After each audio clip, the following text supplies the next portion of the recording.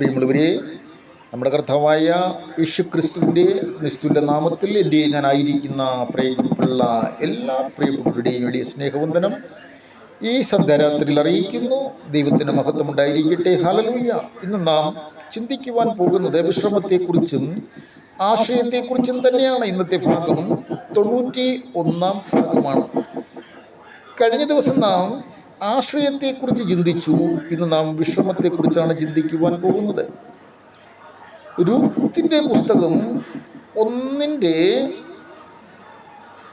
സ്തോത്രം 9-ാം വാക്യം വായിക്കുമ്പോൾ അവിടെ നവോമി മരുമക്കൾ ഇരുവരോടും നിങ്ങൾ താന്താൻ്റെ അമ്മയുടെ വീട്ടിലേക്ക് മടങ്ങിപ്പോകുവിൻ. നവോമി മരുമക്കൾ ഇരുവരോടും, നോക്കണേ, നവോമി മരുമക്കൾ ഇരുവരോടും നിങ്ങൾ താന്താൻ്റെ അമ്മയുടെ വീട്ടിലേക്ക് മടങ്ങിപ്പോകുവിൻ.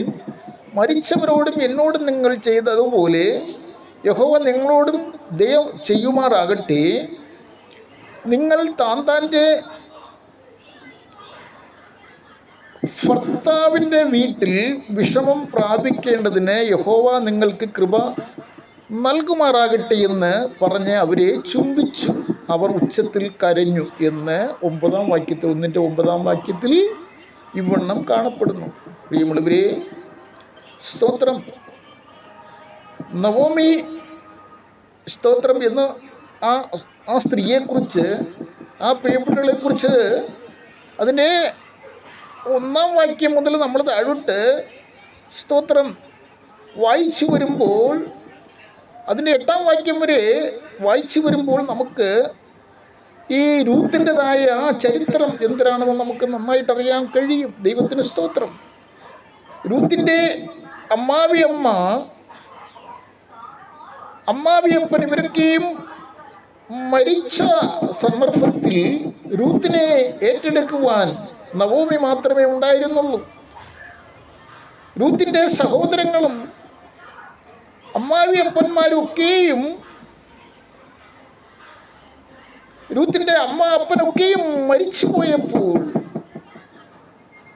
രൂത്തിന് സഹായമായിട്ട് നവോമിയായ ഒരു അമ്മാവി അമ്മ മാത്രമേ ഉണ്ടായിരുന്നുള്ളൂ. ദൈവത്തിന് സ്തോത്രം.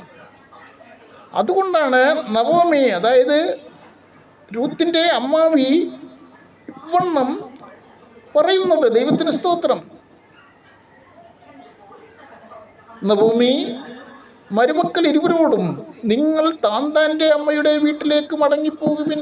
മരിച്ചവരോടും എന്നോടും നിങ്ങൾ ചെയ്തതുപോലെ യഹോവ നിങ്ങളോടും ദയ ചെയ്യുമാറാകട്ടെ.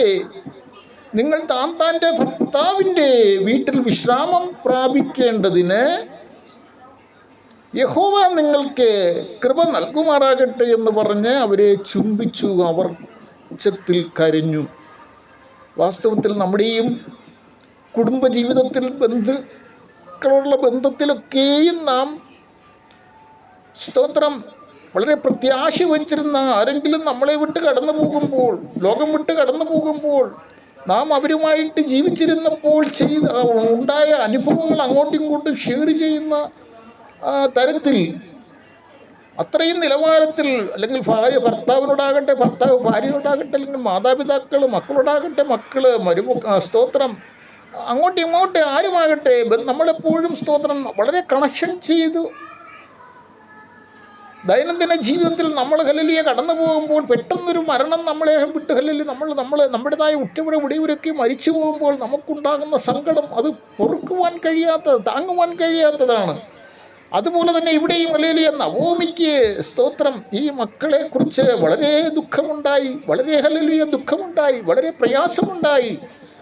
നിങ്ങളുടെ താന്താൻ്റെ, നിങ്ങളുടേതായ ഭർത്താക്കന്മാരുടെ കൂടെ അടുത്തു പോകുവിൻ, ഇനി എന്നെ ഒഴിവാക്കുവിൻ, ഞാൻ നിങ്ങളുടെ കൂടെ ഇരുന്നിട്ട് കാര്യമില്ല എന്ന് പറഞ്ഞിട്ട് സ്തോത്രം ആ മക്കളെ സ്തോത്രം വളരെ ആശ്വസിപ്പിക്കുകയും അവരെ ഹല്ലേലൂയ സ്തോത്രം അവരോടൊത്ത് പോകാൻ പറഞ്ഞപ്പോൾ സ്തോത്രം അവർ വളരെ കരയുവാനിടയായി എന്ന് നമുക്കവിടെ കാണുവാൻ കഴിയുന്നു. അതിൻ്റെ ഹല്ലേലൂയ 1-ന്റെ 16-ാം വാക്യത്തിലേക്ക് വരുമ്പോൾ രൂത്ത് നിന്നെ വിട്ട് പിരിവാനും നിൻ്റെ കൂടെ വരാതെ മടങ്ങിപ്പോകുവാനും എന്നോട് പറയരുത്. നീ പോകുന്നിടത്ത് ഞാനും പോരും, നീ പാർക്കുന്നിടത്ത് ഞാനും പാർക്കും.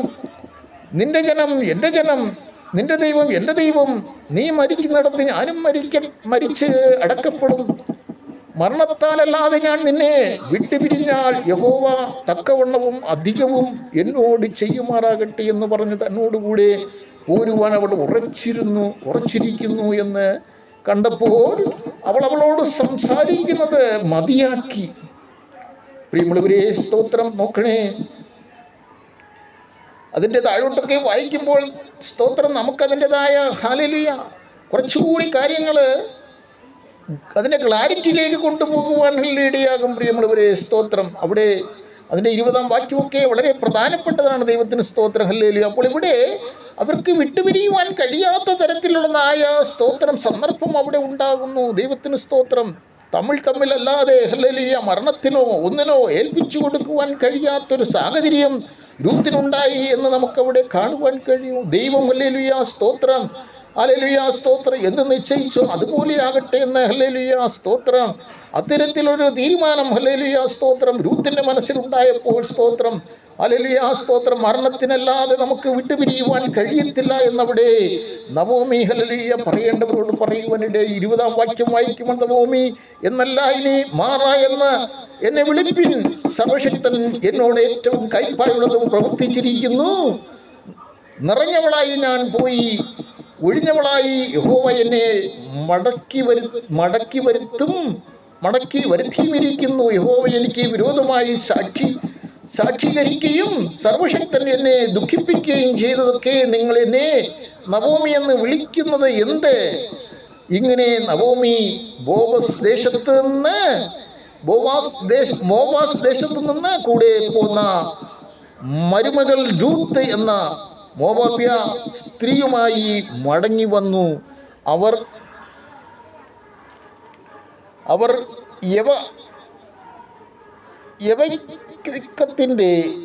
യവൈക്കത്തിൻ്റെ ആരംഭത്തിൽ ബെത്ലഹേമിൽ എത്തിയെന്ന് അവിടെ കാണുന്നു. കൊയ്ത്തിന്റെ ആരംഭത്തിൽ ബെത്ലഹേമിൽ എത്തിയെന്ന് അവിടെ കാണുന്നു. പ്രിയമുള്ളവരെ, ഹല്ലേലൂയ. അപ്പോൾ ഇവിടെ നമുക്ക് മനസ്സിലാക്കുവാൻ കഴിയുന്നത് വാസ്തവത്തിൽ നവോമിയുടേതായ ആ നിലവാരം കണ്ട്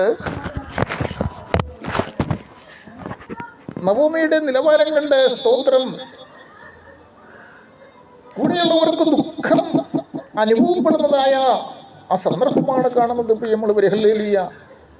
ബെത്ലഹേം, യഹൂദയിലെ ബെത്ലഹേമുള്ളതായ സ്തോത്രം അതിനെക്കുറിച്ച് 1-ാം അധ്യായത്തിൻ്റെ 1-ൽ കാണപ്പെടുന്നു. യഹൂദയിലെ ബെത്ലഹേം എന്നൊക്കെ നമുക്കവിടെ കാണുവാൻ കഴിയുന്നു. പ്രിയമുള്ളവരെ, ഞാനിവിടെ നിർത്തട്ടെ.